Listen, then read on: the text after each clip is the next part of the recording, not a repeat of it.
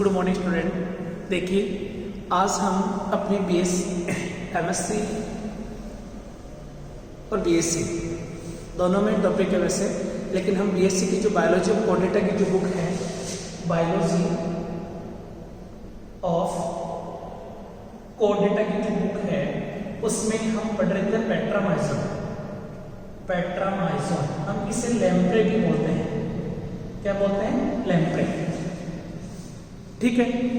Lamprey की अगर बात करें हम रिप्रोडक्शन की, तो देखिए हमने काफी हद तक इसके बारे में स्टडी कर ली थी। लैम्प्रे का हम रिप्रोडक्शन पढ़ते हैं। लैम्प्रे में रिप्रोडक्शन,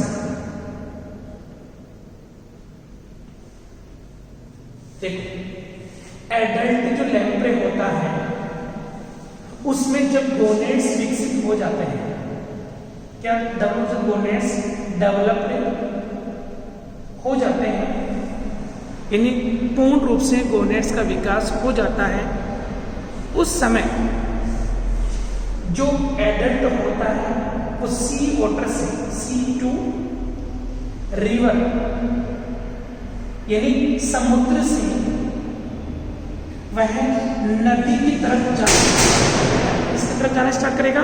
समुद्र से वह नदी की तरफ जाना स्टार्ट कर देता है। ठीक। और देखिए समुद्र से नदी में जाता है, इसे बोलते हैं माइग्रेशन। ये प्रवास है जो किसके लिए जाता है? सिर्फ और सिर्फ रिप्रोडक्शन के लिए। अब देखिए, जैसे ही एडल्ट मेल एंड फीमेल नदी में जाते हैं तो वहां पर ये खाना बंद कर देते हैं। खाना बंद, फीडिंग क्रिया पूर्ण रूप से ये बंद कर देते हैं, अर्थात ये भोजन करना बंद कर देते हैं। ठीक है। अब इसमें मादा जो प्राणी होती है, मादा जो एनिमल होगा, वो क्या करता है? नीचे कंकड़ पत्थरों के अंदर जाकर एक सुरक्षित स्थान की तलाश करता है। यानी नदी की जो पैदा होता है उसमें कंकड़ पत्थरों के बीच में ये क्या करेगा? उस सुरक्षित स्थान की तलाश करेगा जहां पर ये अंडे दे सके। ठीक है। अब जैसे ही सुरक्षित स्थान मिल जाएगा तो वहां पर एक घोंसले का निर्माण करती है मादा। इसमें हेल्प कौन करता है? नर इस क्रिया के अंदर मादा की हेल्प करता है। जैसे ही घोंसला बन जाता है उसके बाद में इनमें क्रिया होती है मैटिंग। ये दोनों एक दूसरे के ऊपर लिपट जाते हैं। उसके बाद में जो मादा प्राणी होती है उसके जो एब्डोमेन के अंदर जो गोनेड्स भरे होते हैं, उनके अंदर जो ओवम होते हैं, अंडों को उस घोंसले के अंदर त्यागा जाता है। ठीक है। अब इसमें अंडवाहिनी नहीं होती है, गोनेड्स फटते हैं। फटने के बाद में जो गोनेड्स होते हैं वो समुद्र में, पानी में त्याग दिए जाते हैं ओवम से। ठीक है। अब जैसे ही इसमें ये त्याग दिए, मेल इसके ऊपर क्या करता है? स्पर्म त्यागेगा। मेल इसके ऊपर स्पर्म त्यागने के पश्चात 2n फर्टिलाइजेशन होगा। मेल में मान लीजिए ये एन ओवम है, इसके ऊपर स्पर्म त्याग देगा मेल। ये नदी का बहता है, सुरक्षित स्थान है, ये घोंसला है इतना। ठीक है। अब इसमें 2n जाइगोट का फॉर्मेशन हो जाएगा, फर्टिलाइजेशन हो जाएगा। फर्टिलाइजेशन होने के बाद में इसमें क्लीवेज स्टार्ट होता है, विदलन। इसमें पूर्ण बंजी विदलन होगा क्योंकि, और दूसरा ये म्यूचुअल होते हैं, मध्य पीतकी होते हैं, और इनमें जो विदलन होता है वो पूर्ण बंजी विदलन होगा। ठीक है। जिसके फलस्वरूप इसके अंदर एक एम्ब्रियो का फॉर्मेशन होता है, और एम्ब्रियो के रूप में इसमें जो बनता है उसे बोलते हैं हम लार्व। इसमें जो एम्ब्रियो बनता है, अंडे में विदलन, गैस्ट्रुलेशन, ब्लास्टुलेशन, ग्लैस्टुलेशन के दौरान लास्ट में जो एम्ब्रियो प्राप्त होता है वो लार्वा प्राप्त होता है। क्या प्राप्त होता है? लार्वा। ठीक है। अंडे देने के बाद में, यानी युग्मकों का त्याग करने के बाद में माता पिता दोनों मृत्यु को प्राप्त हो जाते हैं। क्योंकि वो लंबे समय तक भोजन ग्रहण नहीं करते। लंबे समय तक तो कुछ समय तक के लिए तो उनके शरीर में रिजर्व जो फूड होता है, फैट होती है, उसी से वो भोजन प्राप्त करते हैं। उसके पश्चात माता पिता मेल एंड फीमेल क्या जाते हैं, अंडे देने के पश्चात उनकी मृत्यु हो जाती है। अब इन अंडों में स्फोटन के द्वारा क्या निकलता है, लार्वा बाहर निकलता है। और उस लार्वा का हम जो नाम देखते हैं, उस लार्वा का नाम है एमोसिल लार्वा। उस लार्वा को क्या बोलते हैं, एमोसिल लार्वा। और एमोसिल लार्वा पेट्रामाइजोल का लार्वा होता है, जो प्रारंभ में पारदर्शी होता है। कैसा होता है, ट्रांसपेरेंट। और कितने mm होता है, 7 mm लॉन्ग होता है। स्टार्टिंग में कितना लॉन्ग होता है, 7 mm लंबा होता है। अगर हम इसकी स्ट्रक्चर देखें, इस लार्वा की अगर हम स्ट्रक्चर देखें तो हमें एक कृमि की तरह इसकी स्ट्रक्चर नजर आती है। इसकी तरह आएगी, कृमि की तरह। एमोसिल लार्वा।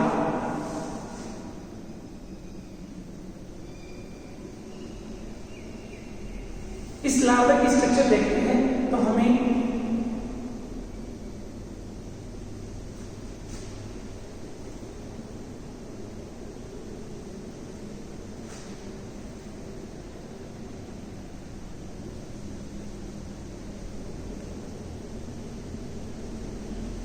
ऐसी नजर आती है इसकी स्ट्रक्चर। इसमें 7 जोड़ी गिल्स पाउचेज होते हैं।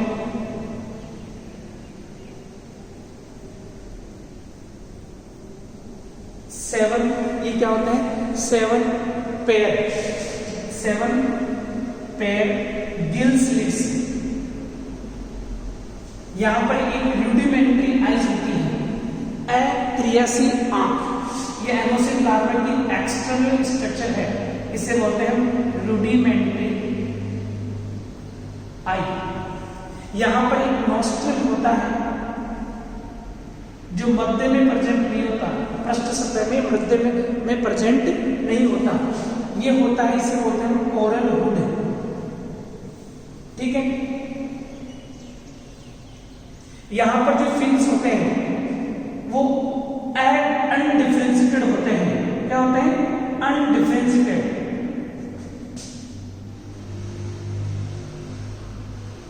ऐसे अविच्छिन्न यानी अविभाजित है, जिसे हम क्या बोलते हैं, डोर्सल फिन और कॉडल फिन। ये कौन सा है, डोर्सल फिन, और ये क्या है, कॉडल फिन। ये ट्रंक सेक्टर है। ये क्या है, ट्रंक सेक्टर है। ये एक लार्वा की, इसलिए है मीडियन नोस्ट्रल। ये क्या है, मीडियन नोस्ट्रल है। ठीक है। और ये क्या है, सब मोडेका।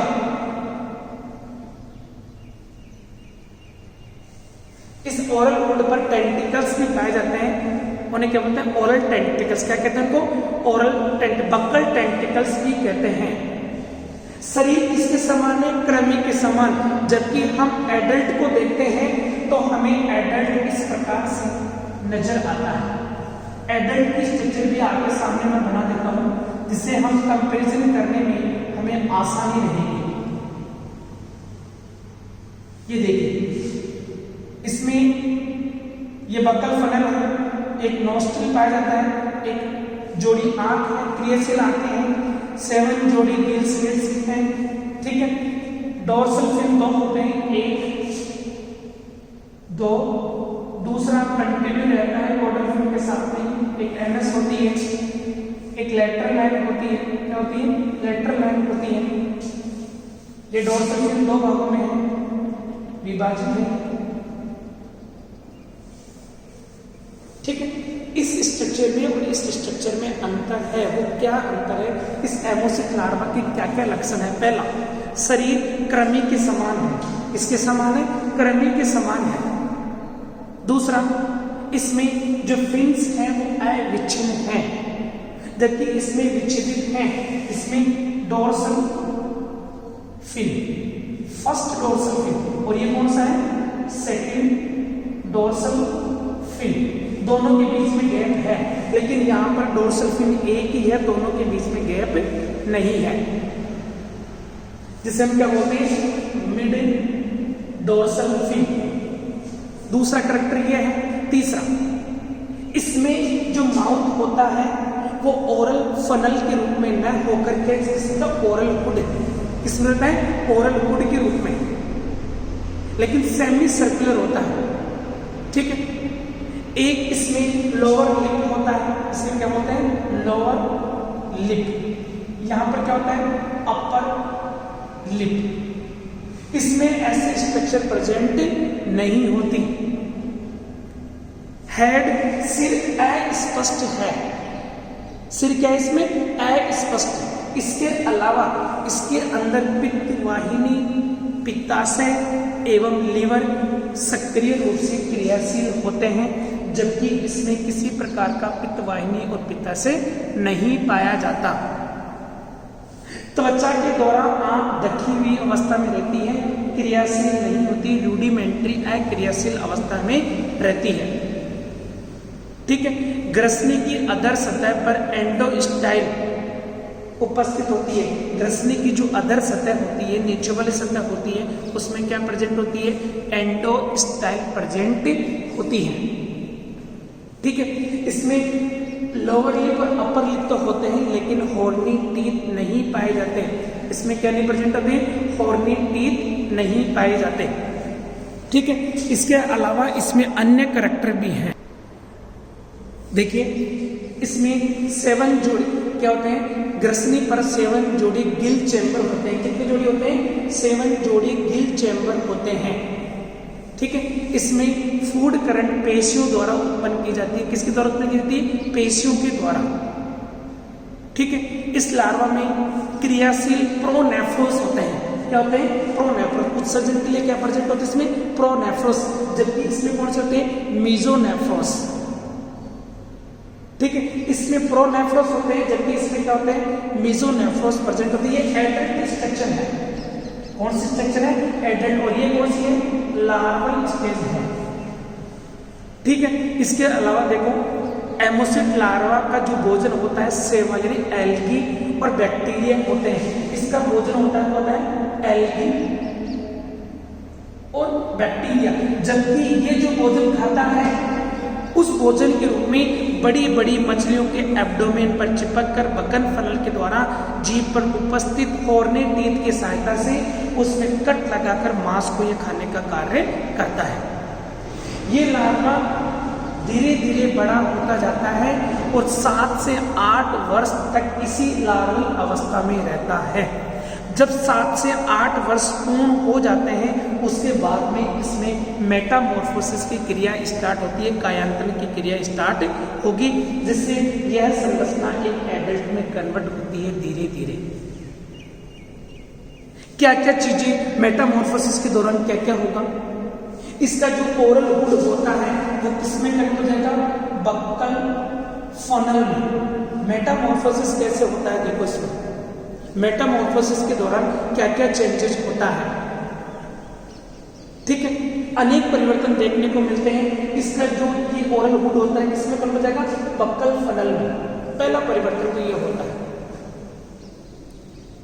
जिसमें मजबूत और नुकीले दांत जीवा प्रेजेंट होती है, जिसमें ग्रसनी के अंदर जो एंडोस्टाइल, दूसरा क्या होगा, ग्रसनी में जो एंडोस्टाइल होती है वो किसमें कन्वर्ट हो जाती है, थायराइड ग्लैंड में। किसमें, थायराइड ग्लैंड में बदल जाती है ग्रसनी की एंडोस्टाइल।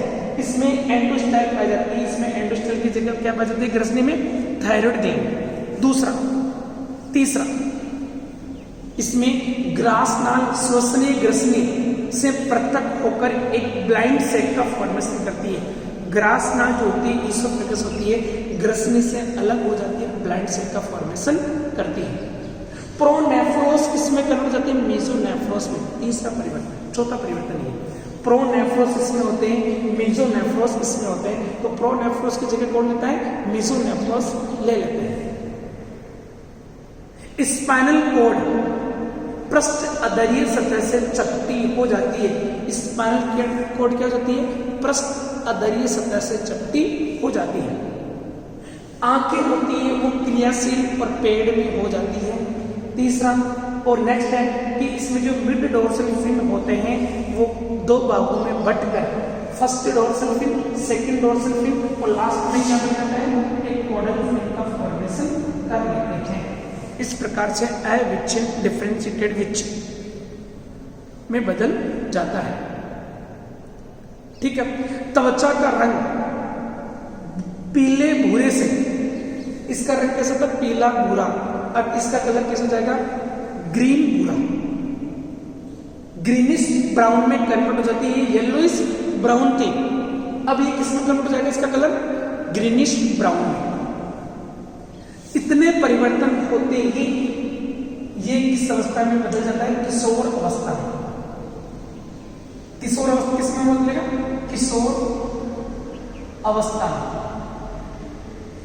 अब ये एंटर करेगा किसमें? समुद्र के अंदर पहुंच जाता है, समुद्र के पैंदे में नीचे वाले सतह पर रहता है। धीरे धीरे ये मांसाहारी प्रवृत्ति का हो जाता है और एडल्ट में कन्वर्ट हो जाता है। ठीक है।